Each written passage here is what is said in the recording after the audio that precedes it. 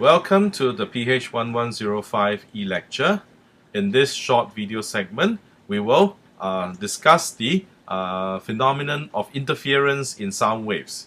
Now, obviously, the interference phenomenon is a phenomenon that you encounter, in fact, more commonly in light waves in optics. And actually, Professor Xiong Qihua will talk about that more in the second half of the course, in the second half of the semester. But here, let me give you a very quick introduction to the phenomenon of interference in the context of sound waves. So, for interference, what we do know is that, first of all, then let's consider this picture here, where we have two speakers. They are driven by the same signal generator. So not only do they have the same amplitude, they have the same frequency, they also start out with the same phase.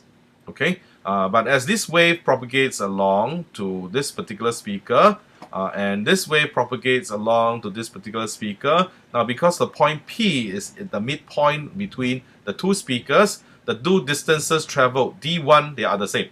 So these two distances traveled are the same, and therefore the two phases, the two waves, the two sound waves will arrive such that the crest will arrive together with a crest, and the trough will arrive together with a trough, and you have maximum pressure variation at the position of the speaker. Now, if I move a distance away from the point P, then what happens is that this path would have a different distance from this other path, from the second speaker. Now, this path difference between the two speakers means that the two sound waves, when the crest of the first sound wave arrive, the crest of the second the second sound wave that arrives will not be a crest. Maybe somewhere somewhere in between the crest and the trough, may actually even be a crest itself. So if a crest arrive together with a trough, then you have the phenomenon of destructive interference. And when crests arrive together with a crest, then you have the phenomenon of constructive interference.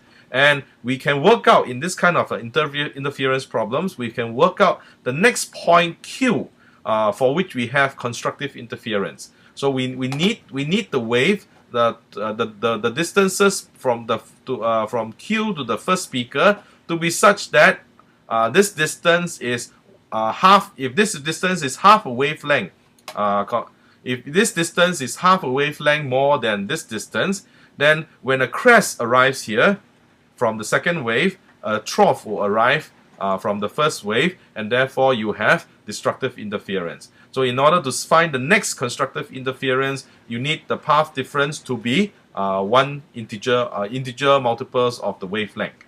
Okay, so this is the schematic of what I've just discussed, except that you move the speakers back towards the microphone or away from the microphone, and you can see here. Okay, you can see here the trough arriving together with the crest arriving together with the crest, the trough arriving together with the trough, and the crest arriving together with the crest, and then trough arriving together with the trough. And therefore, this configuration where the two speakers, path difference of the two speakers is 1 lambda, the microphone records the maximum sound intensity.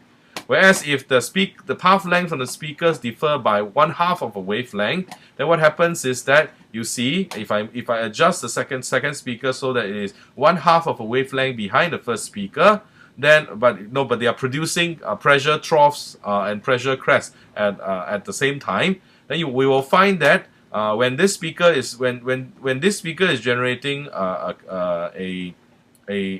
crest, this speaker is generating a pressure crest, but it will need some time to travel, half a period to travel over to the first speaker, and therefore the matchup between the first and the second speaker is a crest matching up with a trough.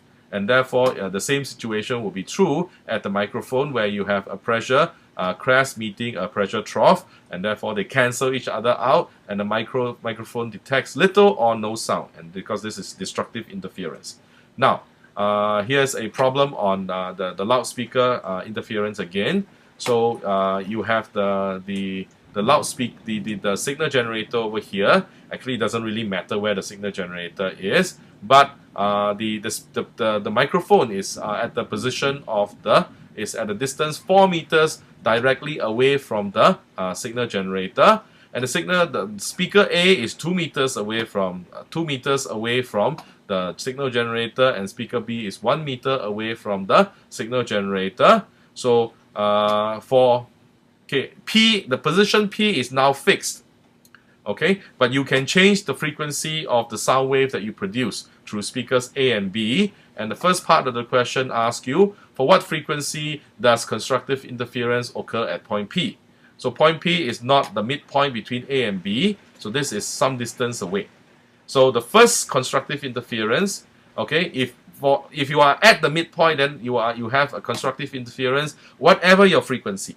But if you are this distance away, okay, so you see the midpoint will be somewhere around here, 1.5 meters. Okay, if I move it all the way 4 meters to this side, this is where I should place the microphone to have constructive interference independent of the frequency. Okay, but because the microphone is not really at the center of the center line of the two speakers, it is displaced by 0.5 meters. So what frequency would give me a constructive interference at this point? So therefore we calculate the distance from A to P. Okay, so we just use the Pythagoras theorem and you find that it is 4.47 meters. And the distance from B to P is, against Pythagoras theorem, giving us 4.12 meter. The path difference is therefore 0.35 meters. In order to get constructive interference, this path difference must be either 0 or some integer multiple of the wavelength. Okay, so since this d is not 0, what that means is that this must be some integer multiple of a wavelength. So the largest wavelength that you can use is such that the wavelength is 0.35 meters.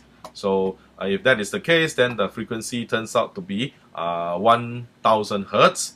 If you use 350 to be the speed of sound, and then the other, if this is two times the wavelength of the sound, then the frequency will be 2000 hertz, and 3 times will be 3000 hertz, so on and so forth. Okay, and now what if P records a destructive interference? Then this path difference of 0.35 meters must represent a half integer multiple of the wavelength. So it's either lambda over 2, 3 lambda over 2, or so on and so forth. And we find that this corresponds to frequencies of 500 hertz, 1500 hertz, and 2500 hertz.